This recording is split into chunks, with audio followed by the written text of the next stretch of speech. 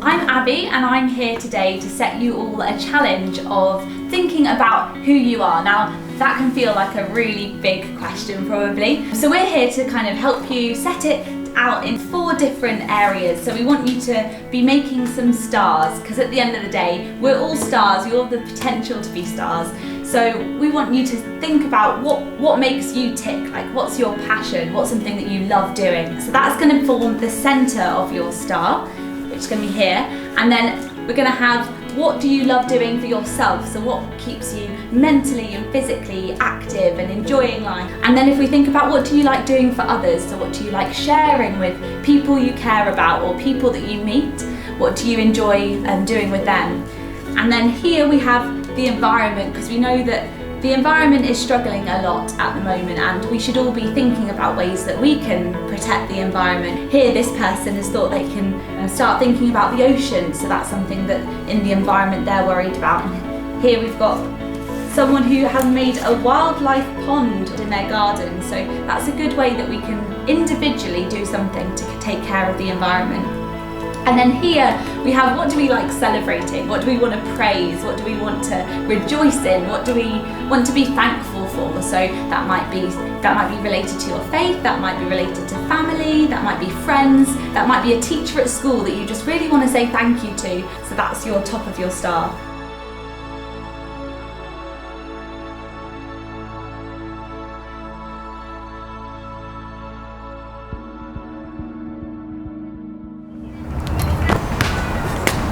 My name's Phil. I have a huge passion, try to encourage people to kind of bring out the brilliance that I believe is in absolutely every single person on the planet, without exception. I've tried to make a life out of authentically living from the inside out. Yeah, I left school not quite sure what I was going to do because I had a few different passions. For me, when I left school, I couldn't decide whether to go to architecture or to go into sports science. And I felt like I had to choose.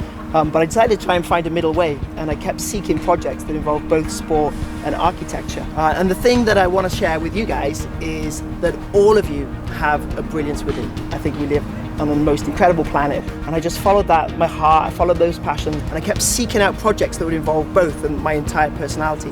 And for years now I've been building parks and skate parks and organising events and using those different skills together.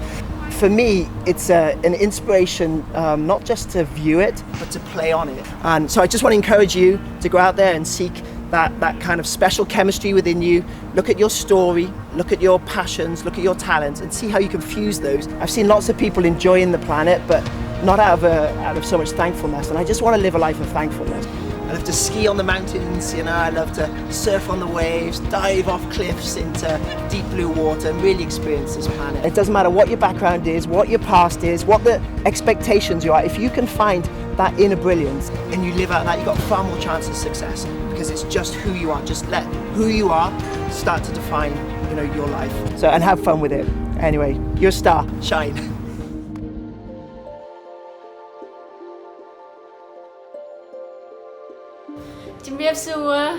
Hello, my name is Inait and I come from Cambodia, on the other side of the world. I'm studying at a famous school called Rumbe School of Ballet and Contemporary Dance. I want to encourage you by sharing a bit of my story. I come from a country where we do not have all resources and opportunities that you have here. And most people don't have very much money. My parents died in a car accident when I was 6 years old, and I grew up in a children's home. This was a tough start in life, but it has not held me back. I'm here in the UK today because many people have helped me. They have helped me by giving their time and experience to prepare me to come here. They have helped me to get a place at my school, pass an English exam, raise money for my school fees, and get a visa.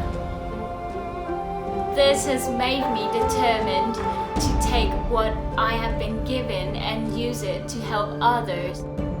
I want to challenge you to do the same, because because when we give to each other, it makes the world a better place.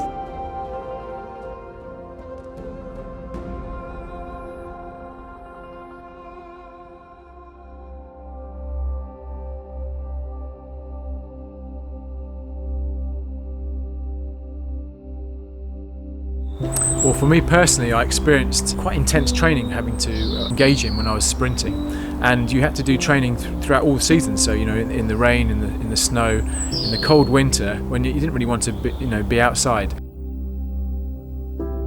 And that really taught me something, because when I was persevering and kind of pushing through those moments where I didn't want to do something, but then I saw the benefits, I saw the fruits of that come later on.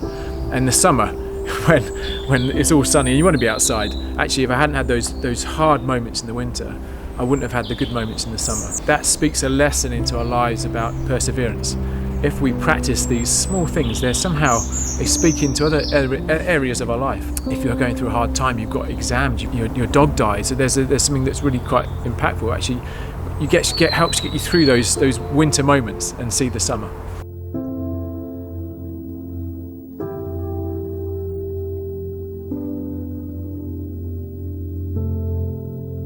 Actually, you can get peace from anywhere. Being physical, even just a really kind of a walk, lifting a weight, that somehow kind of enables you to experience peace.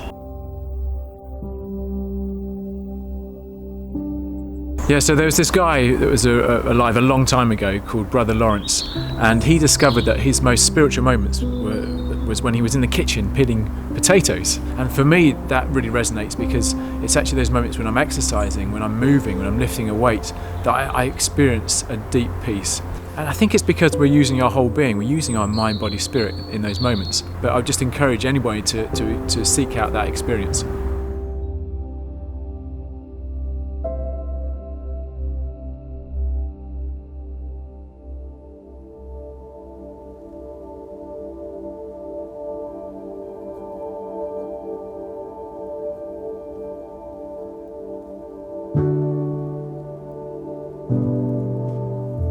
Hi guys, my name's Josh Dury. I'm an astrophotographer and a night sky conservationist.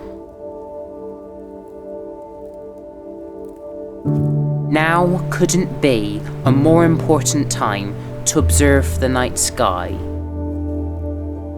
Light pollution is a new area of climate conservation, which not only affects astronomers and the quality of dark skies, but also affects wildlife conservation and nocturnal wildlife species, as well as human health implications when exposed to artificial light at night. We must be inspired by something in order to protect it.